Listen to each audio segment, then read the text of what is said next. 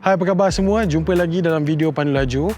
Dan di depan saya ni ada Kawasaki Z900 keluaran 2023. Jadi, setelah saya try dan setelah saya bawa motor ni selama beberapa hari, untuk video kali ini saya nak kongsikan review saya mengenai Z900 ni. Jadi sebelum kita teruskan, jangan lupa like, share dan subscribe ke channel Pandu Laju dan semua platform social media kami. Jom saya kongsikan apa yang best pasal Kawasaki Z900 2023.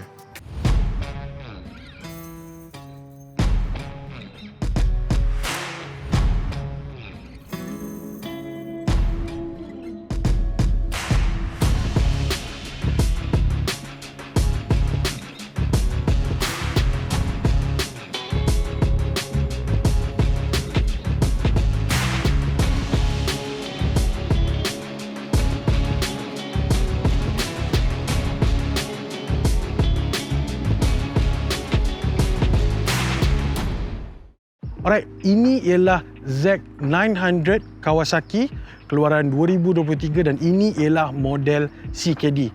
Bermaksud Kawasaki ini ialah merupakan Kawasaki pemasangan tempatan. First and foremost, dari segi design Z900 ni memang agresif dan sharp. Apa yang saya masukkan ialah dari mana-mana side yang korang tengok pun, Z900 ni memang nampak garang dan penuh dengan sharp lines. Lampu depan, side body, tank, even bahagian belakang penuh dengan sharp lines, dan even rupa agresif yang ada pada Z900 ni merupakan dah memang DNA untuk Kawasaki Z series ni. Ini Kawasaki namakan Tsugomi Design. Tsugomi bermaksud aerodynamic tapi masih mengekalkan masculinity. Korang boleh nampak benda tu paling ketara dekat bahagian tank Z900 ni. Lampu depan, signal, lampu belakang semua menggunakan LED. Dan even kat belakang dia, lampu belakang dia agak tersembunyi kat bawah sikit supaya nampakkan dia punya bentuk yang tajam dekat ekor, bahagian ekor dia. Okey, untuk tayar pula dia menggunakan tayar depan 120 70 17 dan untuk tayar belakang dia menggunakan 180 55 17. Tinggi motor Z900 ni 1080 mm dan panjang dia 2070 mm. Dari segi kapasiti minyak pula, kalau korang tengok, minyak dia sebanyak 17 liter. Memang besar untuk sebuah motor super naked dan berat motor ni sebanyak 212 kg. Agak berat tapi sebenarnya bila riding experience korang tak rasa pun berat motor ni. Dan keseluruhan motor Z900 ni penuh dengan detail-detail yang small touches tapi dia membuatkan motosikal ni nampak premium. Even dekat rim dia pun berwarna hijau. So untuk colorway ni, gabungan hijau, gunmetal grey dan hitam ni memang nampak Z900 ni sebuah motor yang sangat agresif. Kemudian apa yang ada dekat Z900 ni? Okey, kalau kita tengok, dia dilengkapi dengan inverted fork 41 mm dan juga brake caliper semi floating. Dan brake caliper dia daripada Nissin depan dan juga belakang, dan ia juga mempunyai ABS depan dan juga belakang. Dan kalau korang tengok juga dekat dia punya suspension dia, ia menggunakan horizontal back link dengan pre-adjustable load. Dekat suspension dia pun korang boleh adjust dia punya preload, tapi untuk model ni korang boleh adjust satu side sahaja. Sebab untuk pengetahuan anda, ini ialah versi standard Z900. Ada dua versi untuk Z900, versi standard dan juga versi SE. Kategori Z900 ni dia termasuk dalam kategori super naked according to Kawasaki. Alright. Seterusnya, apa yang korang boleh nampak dekat gear lever dia, dekat bahagian lever dia adalah dia ada adjustable clutch lever. And then dia punya handlebar fairly agak rendah bagi saya tapi still enough tinggi untuk jadikan dia ialah sebuah supermotor naked. Secara keseluruhannya, Z900 ni filosofi dia buat ialah Z900 ni mestilah sebuah motor yang selesa untuk rider dan juga passenger. Tapi macam kita tahulah, motor yang berbentuk macam ni, passenger side dia hanyalah buat cukup syarat je. But still, pattern yang ada dekat seat motor ni nampak menarik instead of flat black. Kalau korang tengok dekat dalam video ni, dia macam ada pattern scattered sikit, macam ada texture yang diletakkan dekat seat ni. So ini benda ni yang menampakkan premium look yang ada dekat Z900 ni. Dari segi apa yang ada dekat Z900 ni, fairly sebenarnya sama je macam yang model-model sebelum ni. Cuma untuk tahun 2023 ni ada penambahan Kawasaki traction control dan juga power mode.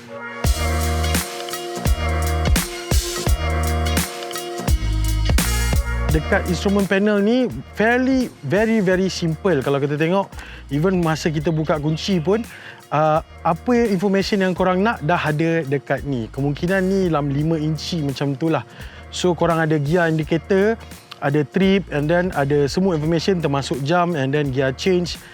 Fairly simple and very basic. Okay, sebelum ni kalau kita nampak, kalau kita nak comparekan dia dengan interface motor-motor moden lain yang sama kelas dengan dia ni, dia lebih detail dan dia lebih smooth berbanding dengan Kawasaki ni. Sebab bagi saya dia punya control ni agak clunky. Sebab kalau korang nak tukar mode pun memang agak korang kena tekan lama. Dia tak ada scrollable features. Maknanya kalau motor-motor model lain korang boleh scroll je untuk tukar-tukar mode dengan senang. Tapi ni dia macam agak clunky sikit. Korang kena tekan lama, tak boleh nak tukar atas, kena tukar bawah, macam itulah. Tapi surprisingly untuk saya suka benda ni. Sebab benda ni buatkan korang lebih tumpu perhatian kepada apa yang Kawasaki nak bagi dekat dalam dia punya instrument panel ni. Sebab kalau kita ni di-overload oleh information yang ada dekat instrument panel ni, basically kita akan try riding mode tu sekali lalu je. Tapi untuk Kawasaki ni, bila kita tukar riding mode dia, tak banyak information yang ada. So kita akan lebih rasa perbezaan mode tu masa kita bawa. Walaupun dia agak basic, clunky dan boleh dikatakan agak outdated sikit, tapi somehow saya suka benda tu dekat Kawasaki Z900 ni. Sebab motor ni memang sebuah motor yang sangat powerful. Dari segi engine, so Z900 ni dilengkapi dengan 948cc, menghasilkan 125 PS dan 98 Nm torque menggunakan sistem clutch manual multi-disc, wet clutch lah. Dan untuk Kawasaki ni pula, dia ada eco mode, not eco mode lah. Maknanya bila korang riding akan ada simbol 3 yang korang nampak dekat depan tu, itu menandakan korang dalam economical mode. Maknanya dia akan lebih jimat minyak lah. Tapi saya tak dapat nak fully try mode tu ataupun mode tu sebab benda tu dia akan appear secara automatik semasa korang bawa motor ni lah.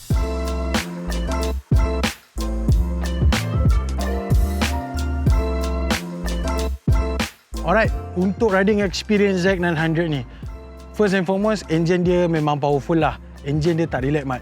Memang powerful.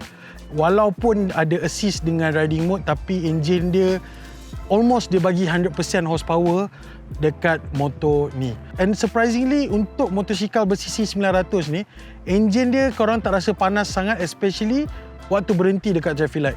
Korang tak rasa sangat dia punya engine dia punya panas dia dekat bahagian engine. Sebab mungkin kedudukan engine dia agak ke depan sikit dan so kaki kau betul-betul dekat bahagian frame. Dan sebut pasal powerful engine, bila kau pulas je throttle tu, dia akan bagi 100% power dekat throttle ni. So mindful sikit pasal throttle control yang kat sini, sebab seperti macam saya cakap, power mode dia ada tapi dia bagi 100% bila kita start motor ni. Bila kita buat motor ni memang dia bagi 100% lah dekat engine tu. So kalau korang tengok kat sini, dia boleh adjust korang punya blinking light untuk make sure korang boleh adjust RPM indicator korang lah untuk make sure tak exceed. Tapi pengalaman saya sepanjang saya ride motor ni, tak pernah lagi nak sampai push blinking tu keluar banyak kali lah. Tapi it's a helpful features lah untuk rider ada untuk jaga dia punya RPM dan sekaligus jaga tekanan enjin supaya tak stres sangat. Okay, next ialah dia punya transmission dia. Very smooth gear change. Even untuk dapat false neutral pun jarang, dan sepanjang saya bawa ni memang tak ada langsung lah dia punya false neutral bila kita tukar tu. Powerful engine, smooth gear change. Okay, next ialah dia punya riding position. Okay, kalau korang tengok, handlebar dia memang panjang tapi bagi saya dia agak low. So saya kena, lengan saya agak strain. So bila lengan strain, so kita kena adjust sikit kesesuaian body kita. Maknanya mungkin kita kena ke belakang sikit ataupun ke depan sikit untuk dapatkan keselesaan untuk handle Z900 ni. And furthermore, untuk peha yang besar macam saya ni, dia punya design tank dia membolehkan saya punya peha tu untuk lekat masuk dalam tank ni secara smooth. Membuatkan motor ni kalau kita nak kawal dengan body, kita boleh tolak kawal motor ni dengan body kita dengan senang.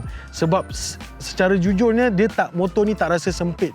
Dia rasa luas untuk kita letak kita punya peha dan kawal motor ni semasa kita riding.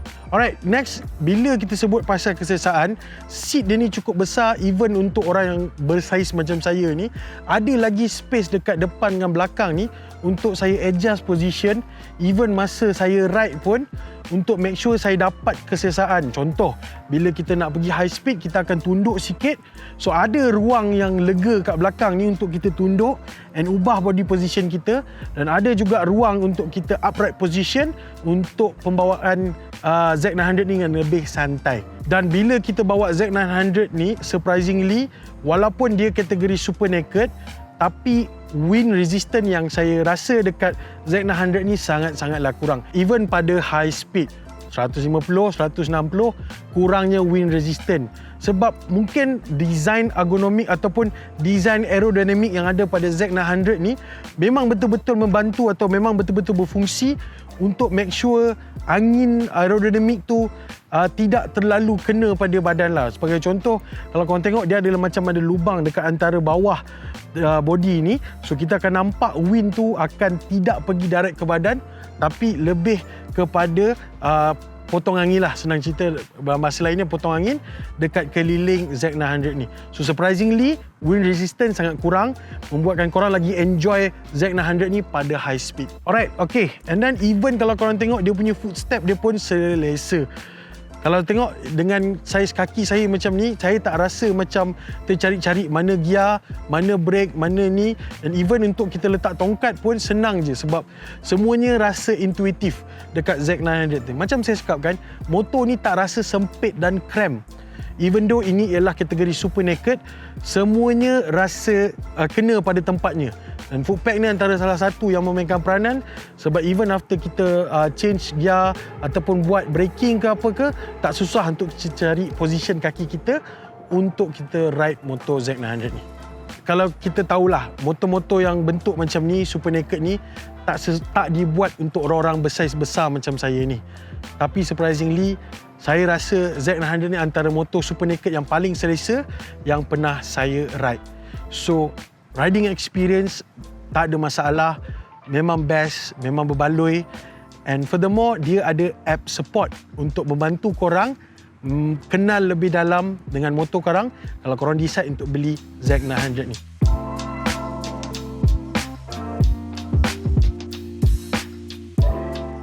Kawasaki Z900 ni merupakan keluaran terbaru dari Kawasaki untuk tahun 2023. Dan saya recap balik, dia ada dua version, iaitu version SE dan juga version standard. Untuk perbezaan standard dan SE kita boleh kenal mulai dia punya fork depan, yang iaitu kalau SE dia berwarna gold dan ini kalau korang nampak dia berwarna hitam. Dan SE juga menggunakan brake Brembo. Alright, ini ialah hasil kerjasama antara Modenas dan Kawasaki yang membuatkan motosikal Z900 ni dipasang di kilang di Kedah. So maknanya ini ialah versi sekedi. Jadi harga Kawasaki Z900 ni bermula daripada 44k. Dan kalau kita nak bandingkan harga 44k tu dengan persaingan lain, saya rasa itu ialah angka yang agak selesa untuk kita miliki sebuah motosikal bersisi besar, super naked, dengan kepuasan riding yang sangat optimum. Secara jujurnya, Z900 ni ataupun Kawasaki lineup Z ni, dia memang tak banyak perubahan daripada model-model sebelum ni. Ada few changes yang Kawasaki buat. Tapi itulah yang Kawasaki pakar dalam buat sesebuah motosikal. Secara jujurnya, design Kawasaki Z900 ni taklah banyak beza dengan model-model yang sebelum ni.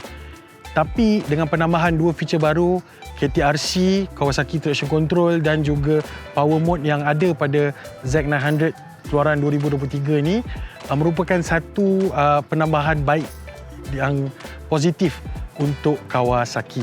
Sejujurnya Kawasaki dia tak banyak keluarkan design yang sangat berbeza dengan model sebelum ni, tapi itulah DNA Kawasaki Z900, iaitu Sugoi design yang memang kita kenal, dan dia buat juga colorway hijau signature color Kawasaki ni, membuatkan dari jauh pun kalau kita tengok design dia yang agresif dan sharp, kita tahu ini ialah daripada model Z. So, Z900 ni bukanlah model yang terlalu special, tapi ialah motosikal yang reliable dan juga motosikal yang staple. Bila korang fikirkan sebuah motosikal super naked, Z900 antara benda yang korang fikirkan, yang korang boleh considerkan untuk beli. So, dengan itu, motosikal Kawasaki Z900 ni merupakan sebuah motosikal yang flagship untuk Kawasaki. Orang tengok, orang dah kenal. Tengok color, orang kenal. Tengok design, orang dah boleh tahu ini ialah sebuah Kawasaki. So, untuk 2023 ni, dengan harga macam tu, plus is a CKD assemble, saya rasa Z900 merupakan satu sebuah pembelian berbaloi kalau anda mencari sebuah motosikal super naked.